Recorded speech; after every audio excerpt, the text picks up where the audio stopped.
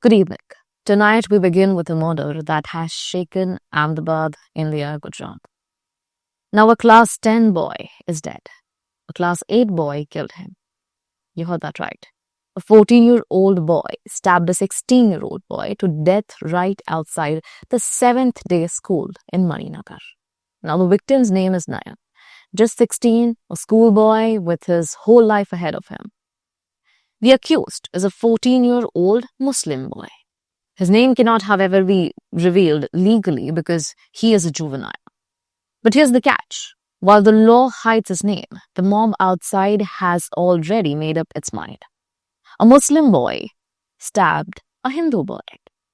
And let's be clear, this was not just a fight between two kids. This was a Muslim boy stabbing a Hindu boy.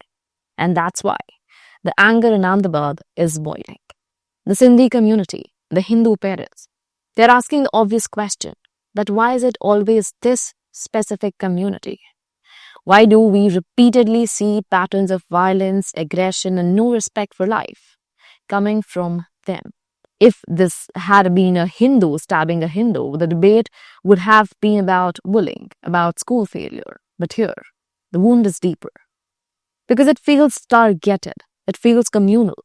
And people are asking, is this community refusing to integrate?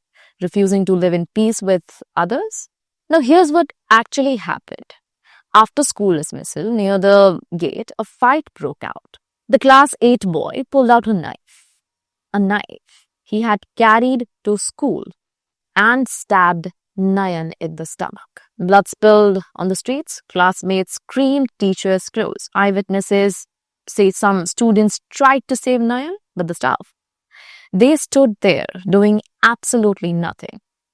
Now, Nayan was rushed to a private hospital in Maninagar, but he didn't make it. Now, here's the chilling part. The accused later, on a chat with his friend online, the screenshots of which have gone viral, he said that "haan to main mari nakhyo," which means that yeah, so what? I killed him. Cold, casual, almost like killing was a joke to him. But the story doesn't end there. In fact, it begins there. Because what did the school do? According to reports, instead of preserving the crime scene, they allegedly called a water tanker and washed away the blood. The evidence, gone. Witnesses, silence. Police, they delayed forensic experts by nearly 12 hours. Parents stormed the campus. The Sindhi community erupted. The anger turned into mob violence, teachers beaten, classrooms vandalized, police lathi charge, political groups jumping in. The case is now with the crime branch. But here's the uncomfortable truth. If a boy can bring a knife into school and no one notices, then every parent in India should be worried. You should be worried. And that brings me to an even bigger question tonight. Are we becoming America? Are we becoming the UK? In the United States, every few weeks, you hear the same headline. Student open fires in school. Guns, kids, death. That's America's epidemic. In the UK, it's the knives. Teenagers stabbing teenagers in London streets, in schools, and playgrounds. In fact, knife crime is one of UK's biggest law and order challenges. And now, Ahmedabad, Gujarat, India. A class 8 boy carries a knife, stabs a senior, kills him. Is this who we are becoming? Is this who our children are turning into? Parents will ask, is it the fault of the school? Teachers will say, is it the fault of the parents? Politicians will say that is it the fault of the other community? But let's ask the real questions. What are our kids watching online? What are kids watching on OTT platforms? What are kids watching on Bollywood movies? Because whether, you like it or not, the glorification of violence is everywhere. Kill someone in a movie, you are the mass hero. Pick up a gun in a series and you're a gangster. Stab a rival on screen and you're a hero. Children are not just watching, they are learning. They are copying. They are consuming violence like popcorn. And schools. Let's be real, schools are busy running brands, big banners, big fees, fancy auditoriums, international curriculum brochures, but values, character building, conflict resolution, zero. Because, hey, teaching morality doesn't sell, Teaching violence does. Showing off how modern you are does. So ask yourself, has education in India become only business? If a school can't even ensure a child doesn't walk in with a knife, then what's the point of security cameras, uniforms, ID cards, and fancy apps tonight?